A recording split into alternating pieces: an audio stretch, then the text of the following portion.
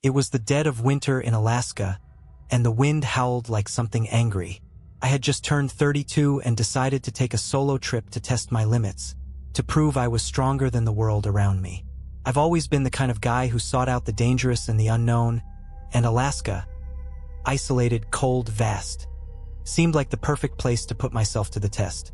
I had rented a small cabin outside of Fairbanks.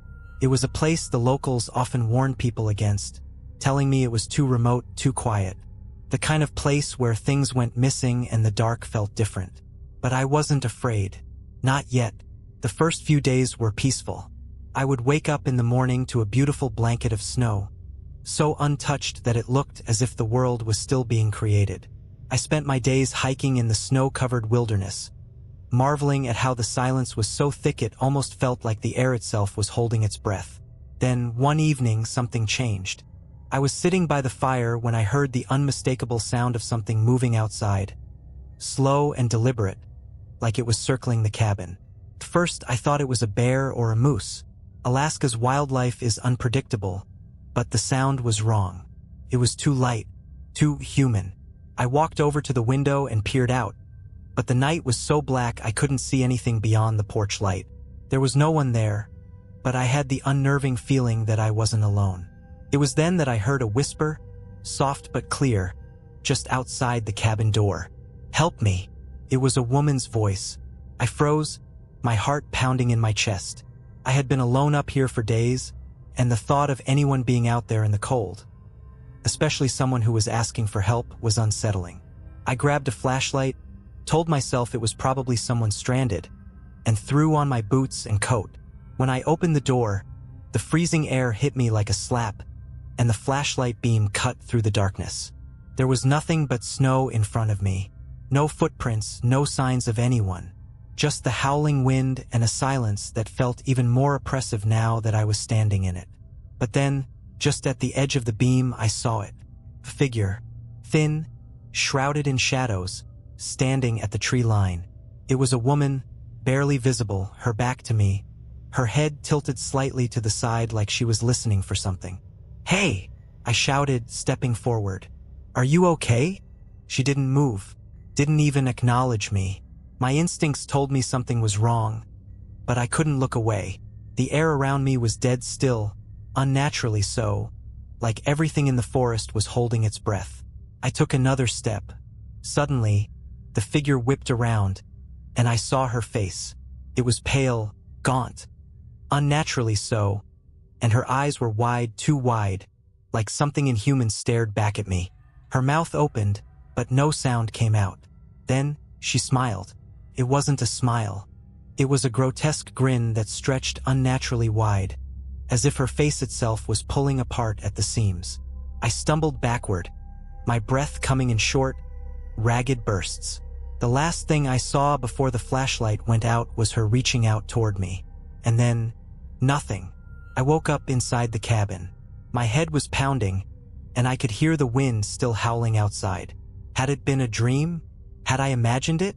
But when I looked at the door, it was wide open, the snow blowing inside. I locked it, then checked every corner of the cabin.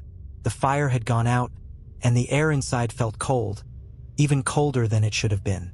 I didn't want to leave, but every part of me screamed that I should. I spent the rest of the night with every light in the cabin on, a strange paranoia settling in my bones. The sound of the wind, the eerie quiet, the shadows, everything felt off. But I couldn't shake the image of that smile. It was burned into my mind. I didn't sleep that night. Couldn't. There was something out there, something I didn't understand, and whatever it wasn't done with me yet. The worst part? The next morning, when I checked outside, there were no tracks in the snow, no footprints, no sign of anything, like it had never been there. I thought I was safe, but the real terror had only just begun. The next few days felt like a blur, though I couldn't explain why. I tried to convince myself it was just the isolation getting to me, the wild, untamed land playing tricks on my mind. But deep down, I knew what I had seen. The woman with the twisted grin. It hadn't been a dream. I kept telling myself to stay calm. I needed to finish my trip. I wasn't going to let fear get the best of me. The cabin was supposed to be my sanctuary, but now it felt more like a prison. Every creak of the floorboards, every gust of wind outside, sent a chill down my spine. One evening, as the sun dipped below the horizon, I heard something that made my blood run cold. It was a low, guttural sound, a growl. Deep, distant, but unmistakable.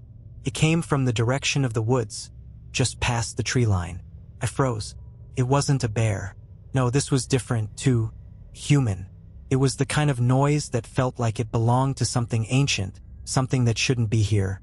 My first instinct was to stay inside, but curiosity, and maybe a bit of foolishness, pushed me to investigate. I grabbed my flashlight and a rifle I'd been keeping by the door. Even if it was a wild animal, I wasn't taking any chances. As I stepped outside, the cold bit into me like 1,000 needles. The wind howled, but the forest was silent. Too silent. I scanned the trees with the beam of my flashlight, my heart pounding in my chest. I couldn't shake the feeling that something was watching me. The growl came again, closer this time. My breath hitched in my throat. The beam of light caught something moving in the distance. Something that shouldn't have been moving, too fast, too erratically. I took a step forward, and that's when I saw it. A man, or at least it looked like a man, stumbling through the snow. He was tall, thin, his face gaunt, eyes wide and crazed. His clothes were ragged, soaked in something dark, blood, maybe. But it wasn't the blood that terrified me. It was the way he moved. He wasn't walking like a person anymore. He was dragging his feet, hunched over, and his limbs twisted in unnatural angles. His mouth was open, but the sound that came out wasn't human. It was more of a screech, like nails scraping across glass. I raised the rifle instinctively, but my hand was shaking. Was this man a survivor? Was he lost? Or was he something else entirely? Are you okay? I shouted, my voice quivering. He stopped. He didn't turn to face me, but I could feel his eyes on me, even though they were hidden in the shadows of his face. The only thing visible was that wide, grotesque grin, just like the woman. My blood ran cold. Before I could react, he lunged at me, faster than I could aim the rifle. I barely had time to pull the trigger, and the shot rang out, deafening in the quiet night. The figure went down, but not in the way a person would. He crumpled, twisting in on himself like a broken doll. But then, he began to twitch. The shot had done nothing to stop him, nothing to kill him. I ran. I didn't stop to think. I didn't look back. I bolted for the cabin, heart racing, terror flooding my veins. When I reached the door, I slammed it shut, locking it behind me. I could hear him, that sickening, twisted sound of him dragging himself closer. But the worst part was the sound that followed. It was a voice, faint, almost a whisper, but unmistakable. Help me. It was her voice again, the same voice that had called to me the night I saw the figure in the trees. The woman, and now the thing outside, the man with the twisted face, whatever it was, they were both here.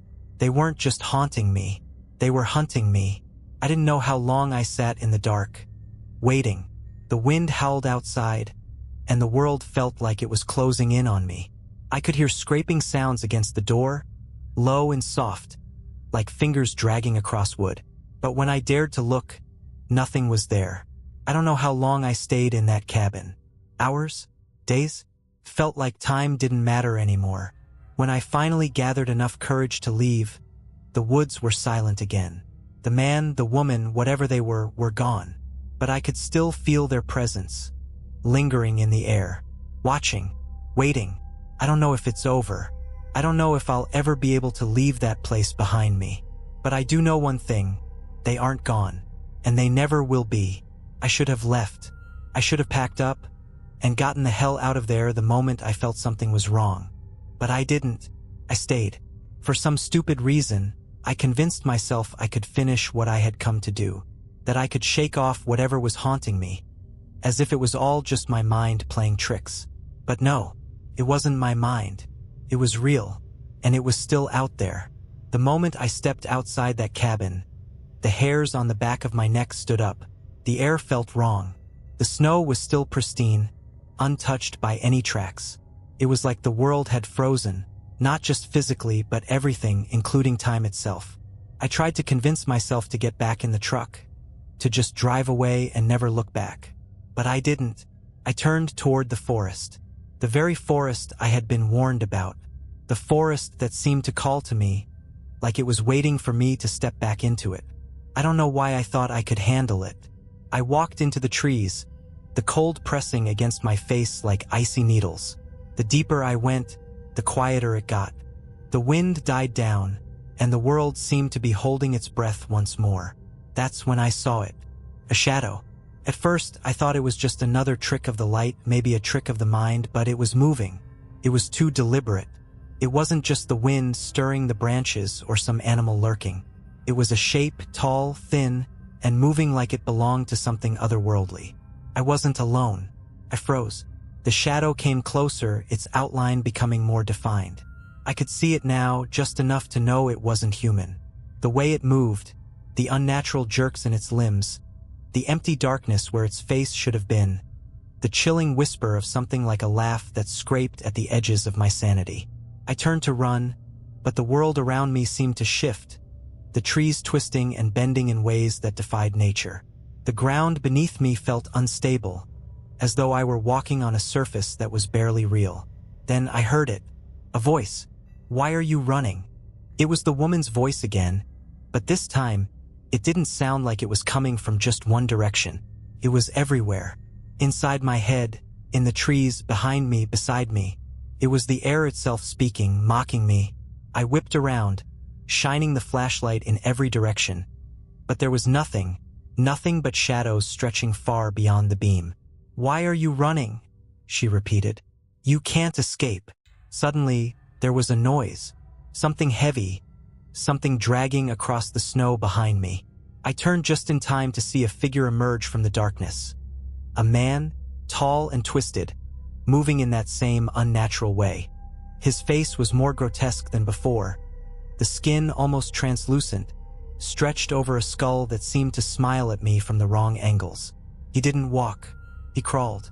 His limbs bent in directions they shouldn't have, his hands scraping along the ground, fingers twisting unnaturally.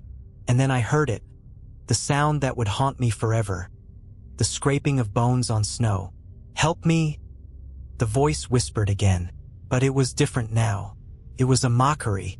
It wasn't begging anymore. It was daring me to turn around, daring me to face it. I ran again. I didn't care where. I didn't care if I was heading in the wrong direction. I just ran. Through the snow, through the trees, not knowing where I was going, only knowing I had to get away. Every step I took felt like it was sinking me deeper into something, like the forest itself was pulling me under. Finally, I broke through the trees, and I found myself back near the cabin. My heart was hammering in my chest, my breath coming in ragged gasps. But when I looked back, I saw something that made my blood run cold. The woman, the man, they were standing at the edge of the woods, just standing there, watching. Their faces were twisted into those grotesque grins, their eyes wide and unblinking. And then they slowly began to walk toward me, moving as if the forest itself was their domain, their steps gliding over the snow without a trace. I slammed the door behind me, but I knew it wouldn't be enough. It wouldn't hold them back. It wasn't the door or the walls that kept them out. It was something deeper, something I couldn't even comprehend. They were always there, always watching. I couldn't escape.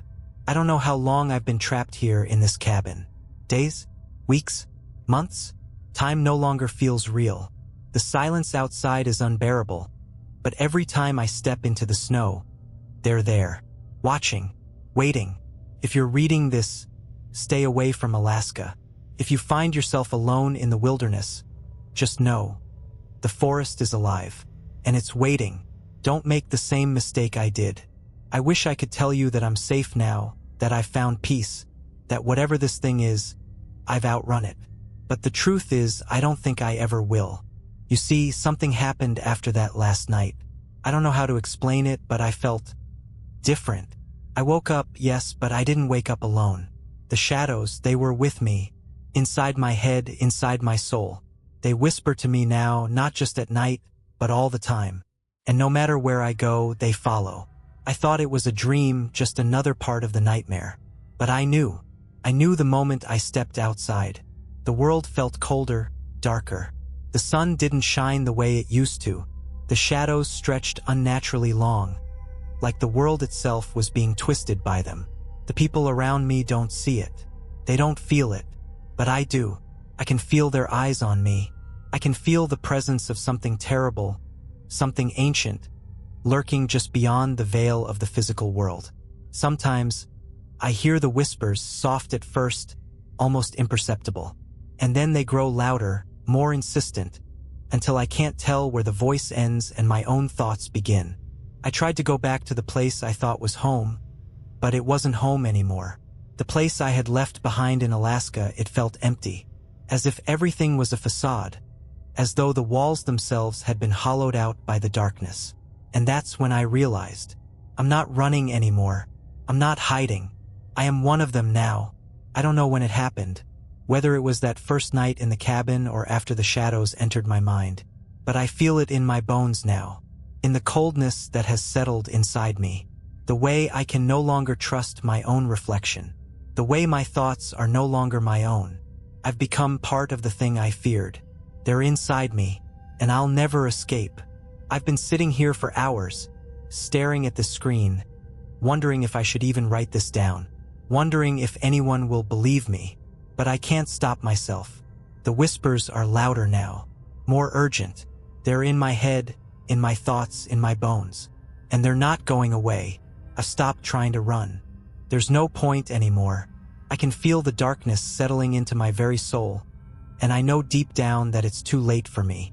I've become part of something that's older than the world itself, something that cannot be outrun, something that cannot be escaped. I don't know what they are. I don't know where they came from or how they found me, but I know this: they're not just in Alaska. They're everywhere. I see them now, in the crowd when I walk down the street, in the corner of my eye when I look at the shadows. They're always watching, always waiting. I can feel them drawing closer, every minute, every second. I can feel the weight of their eyes on me, like they're right behind me, breathing down my neck. It's like they've wrapped themselves around me, like they've woven themselves into my very being. Sometimes, I hear their voices in my head, those same voices that once seemed distant, so far away. But now, they're in me, a constant presence that can't be ignored. And now it's my voice they use. They're calling me. They want me to join them. And the worst part, the most terrifying part, I want to. It's like they've infected me, like they've put something inside me that I can't get rid of. And it's growing, taking over piece by piece. I'm not sure when it happened, but I'm no longer the person I used to be. I've changed. There's a coldness inside me now, a hunger. I feel it when I look at others, when I listen to their voices, when I see the way they move, unaware of the darkness creeping in around them. I'm not sure if I'll ever make it through this. I don't think I will. But if you're reading this, if you've made it this far, understand this. The thing that followed me, it's not just in Alaska. It's in every shadow, in every whisper, in every corner of the world. And sooner or later, it will find you. I can't stop it. I can't outrun it. But I can tell you one thing. It's already too late for me. And soon it will be too late for you too.